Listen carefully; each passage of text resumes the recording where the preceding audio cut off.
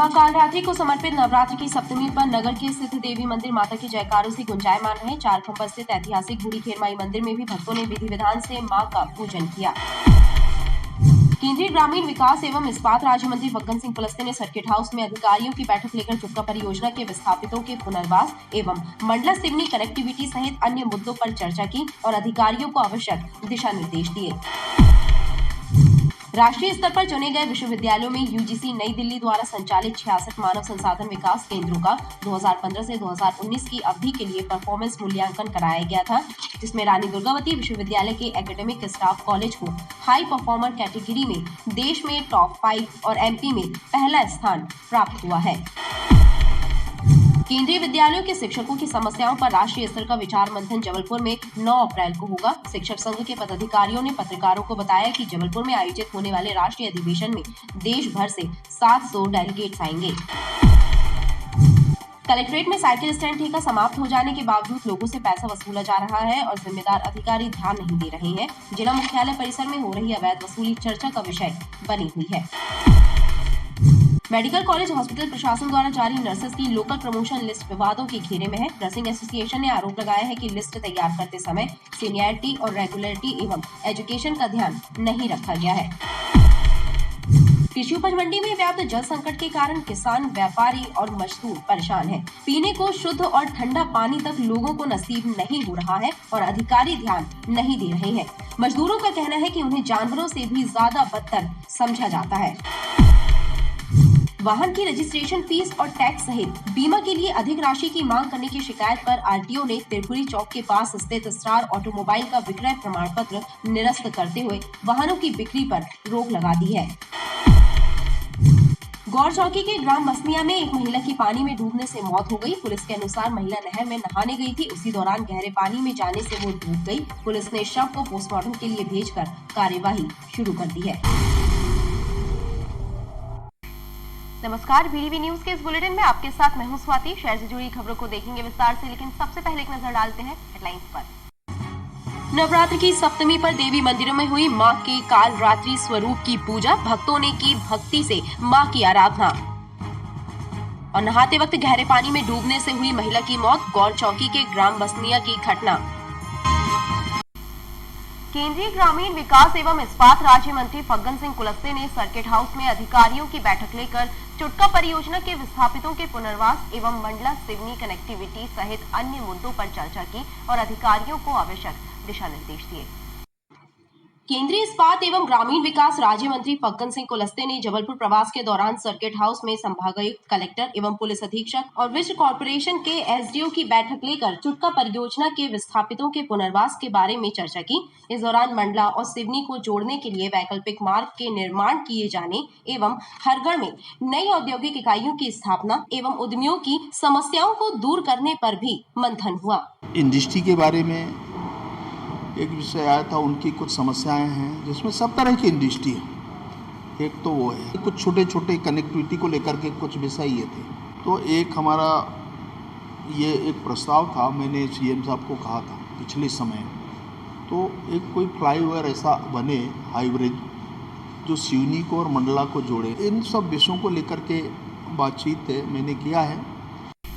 राष्ट्रीय स्तर पर चुने गए विश्वविद्यालयों में यूजीसी नई दिल्ली द्वारा संचालित 66 मानव संसाधन विकास केंद्रों का 2015 से 2019 की अवधि के लिए परफॉर्मेंस मूल्यांकन कराया गया था, जिसमें रानी दुर्गावती विश्वविद्यालय के एकेडमिक स्टाफ कॉलेज को हाई परफॉर्मर कैटेगरी में देश में टॉप 5 और एमपी में पहला स्थान प्राप्त हुआ है।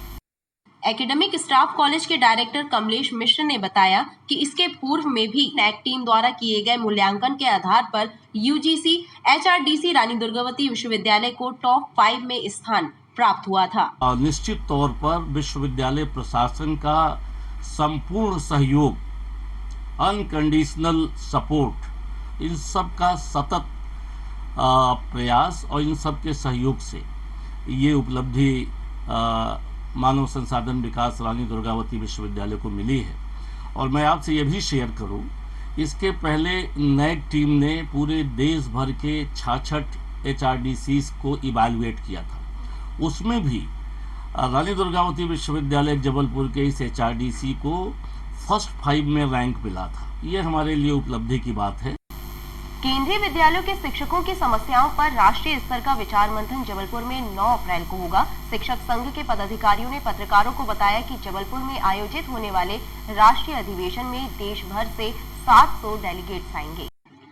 अखिल भारतीय केंद्रीय विद्यालय शिक्षक संघ के पदाधिकारियों ने पत्रकारों से चर्चा करते हुए बताया कि 9 अप्रैल को संगठन का 23वां राष्ट्रीय अधिवेशन आयुध निर्माणी खमरिया के सभागार में आयोजित है, जिसमें केंद्रीय विद्यालयों के शिक्षकों की समस्याओं पर विचार मंथन होगा। जो हमारे ज्वलंत मुद्दे हैं उन पर चर्चा की जाएगी कि किस प्रकार हमारा इस ज्वलंत मुद्दों का समाधान हो। वर्तमान में जो हमारी सबसे बड़ी जो ज्वलंत समस्या है कि केंद्रीय विद्यालय संगठन में नॉन टीचिंग स्टाफ को MACP का लाभ दिया जा रहा है, जबकि टीचिंग स्टाफ को MACP का लाभ नहीं दिया जा रहा है। दूसरी ज्वलंत समस्या हमारी ये है कि केंद्रीय विद्यालय संगठन में CGHS जो हेल्थ स्कीम है उसका लाभ पार्शियल लोगों को मिल रहा है, पार्शियल लोगों को नहीं मिल रहा। इसी प्रकार न्यू पेंशन स्कीम के जो हमारे कर्मचारी हैं उनको केंद्र के समान एडपार्ट लाभ नहीं दिया जा रहा है। शिक्षक संघ के सदस्यों का कहना है कि आयोजन का मकसद शिक्षकों को न्याय दिलाना है।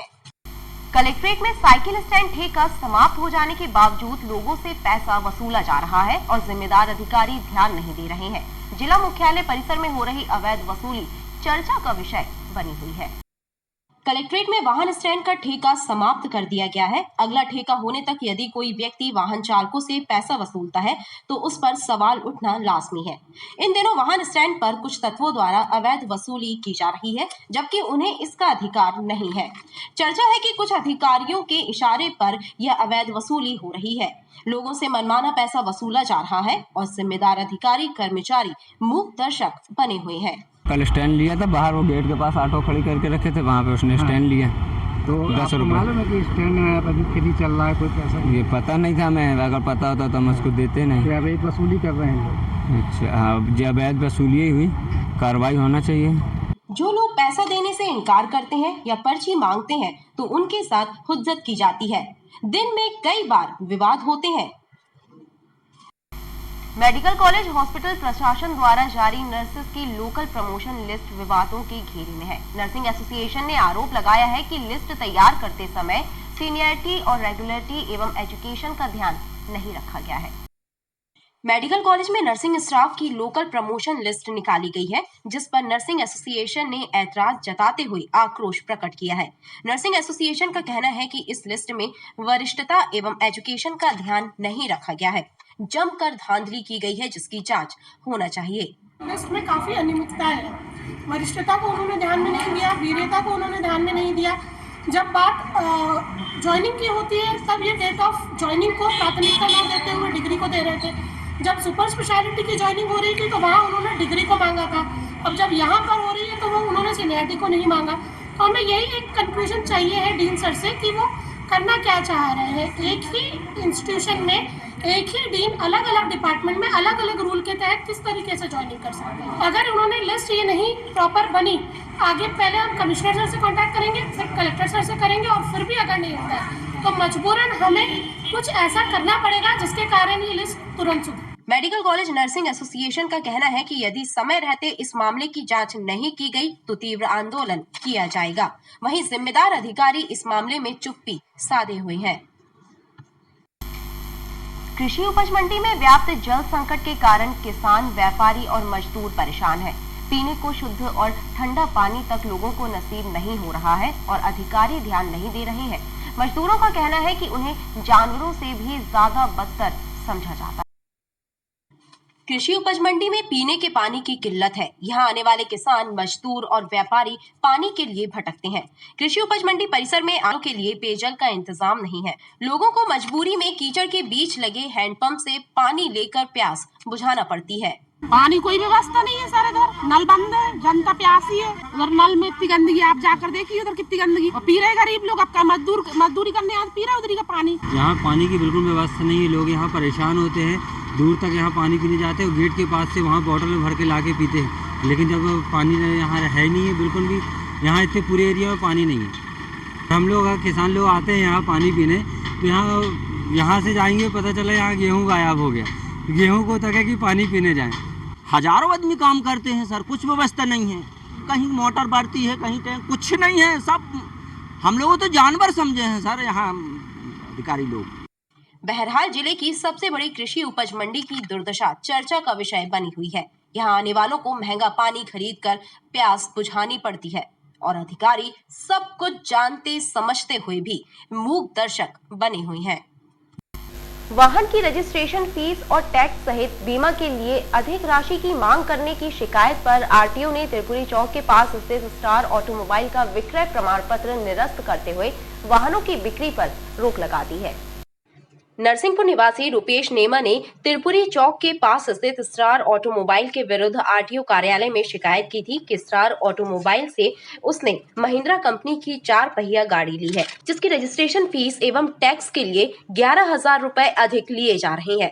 आरटीओ ने जब इसकी जांच कराई तो पाया कि रुपेश से डीलर के द्वारा 9,125 रुपए अधिक लिए जा रहे हैं और बीमा मद में भी अधिक राशि मांगी गई है। लिहाजा स्टार ऑटोमोबाइल का विक्रय प्रमाण पत्र निरस्त करते हुए वाहनों के विक्रय पर रोक लगाई गई है। प्राप्त शिकायत के आधार पर स्टार ऑटोमोबाइल से जानकारी प्राप्त की गई। जानकारी प्राप्त करने पर जो उन्होंने प्रत्युत्तर दिया, उसकी तथ्यात्मक विवेचना करने के उपरांत यह तथ्य सामने आया कि उनके द्वारा 9,125 रुपये अतिरिक्त मांगे जा रहे थे और बीमा के मद में 55,000 रुपये के आसपास अतिरिक्त मांगे जा रहे थे।